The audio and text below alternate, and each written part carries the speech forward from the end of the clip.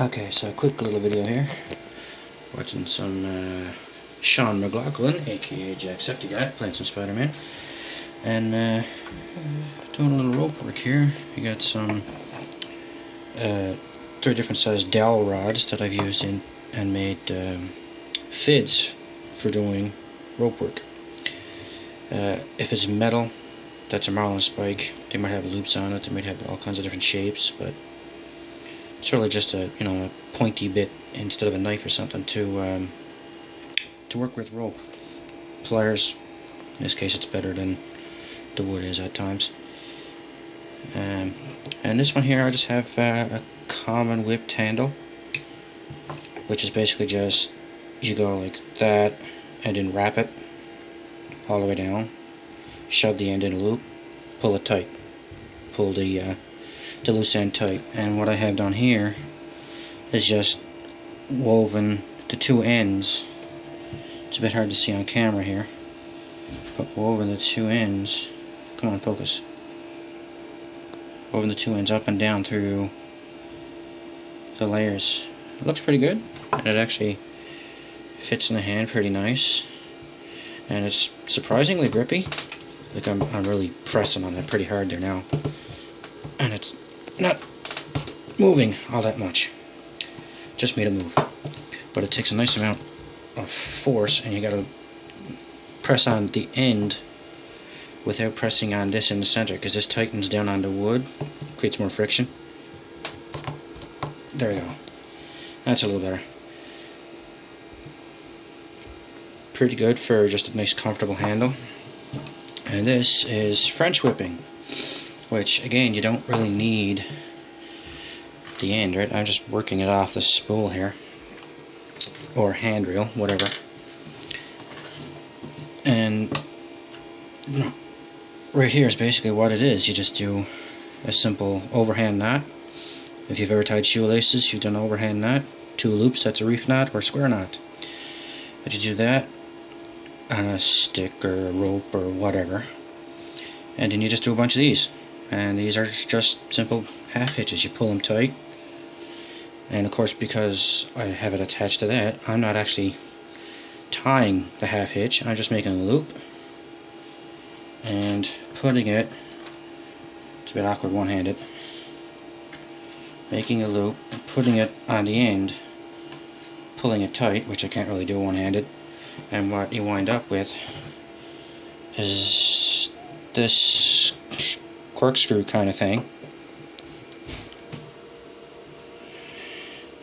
It's really nice, and it is, unlike that, this it's tensed.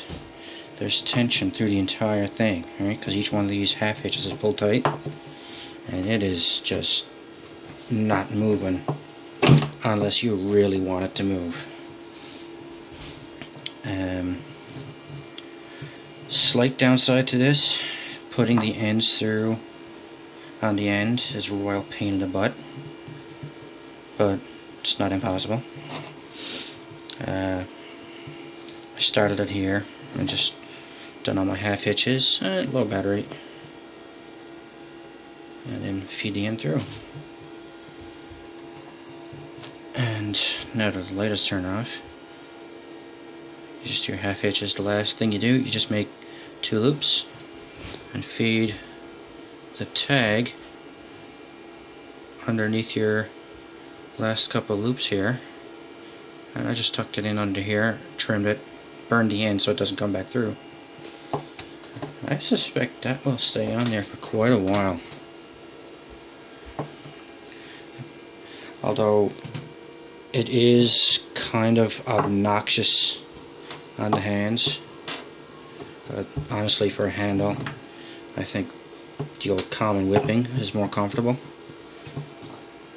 This looks cool and is certainly more grippy,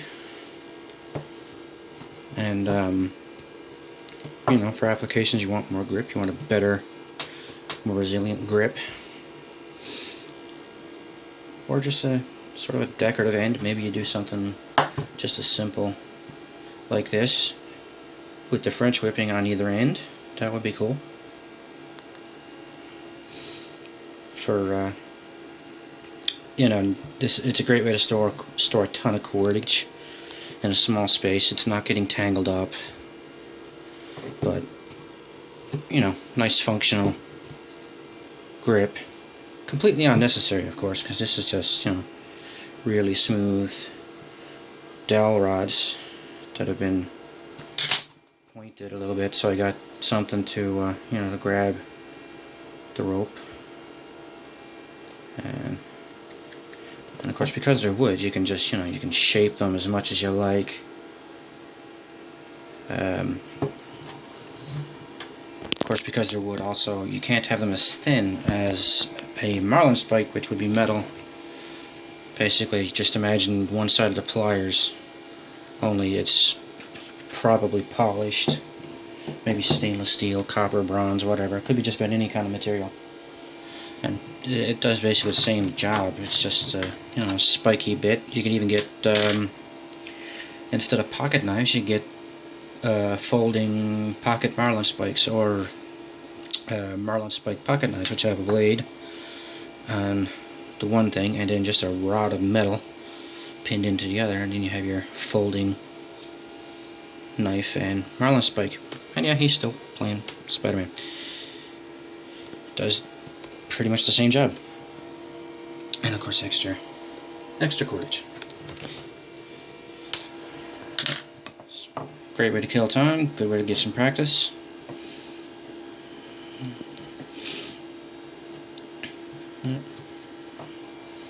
Of course, if I was really concerned about this, I would just cut this like here, burn it, but yeah, this is fine. It's not going anywhere. If I ever need that cordage for anything, I have plenty, should this ever run out, which this was a 75-foot thing from Dollarama, braided rope, 22-pound workload, made in China, yada yada yada, $3.50 at Dollarama. Tells you the thickness of the rope there, 3/16 inch, or 4.7 millimeters, 80-foot length, or 24.3 meters, 243 centimeters, same thing. It doesn't really tell you what it is, but it melts, so it's clearly some kind of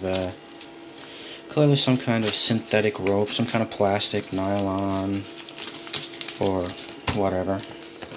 I suspect nylon, but I'm not really entirely sure. I'm not an expert on it, but it's got a nice slippery kind of texture on there. And when you look real close at it, it's got a very kind of a loose two-direction braid going on here, and you can see light through it sometimes, which is you know, pretty good. Also, it seems to be pretty flexible and fairly easy to work, so it's great for this sort of stuff here. It's great for this, and it's, well, being plastic, it's you know, waterproof, water resistant, and so on. But also, you know, it's still rope. It's not gonna, you know, outlast everything. It can still get torn up and hitched on stuff and whatever. But also, because it's got that low resistance, whatever, that low friction coefficient. There's a phrase in science. It doesn't tangle all that much, and you know, and I think I just tied a knot. Yeah. Anyway, I'll unravel that and get back to something else.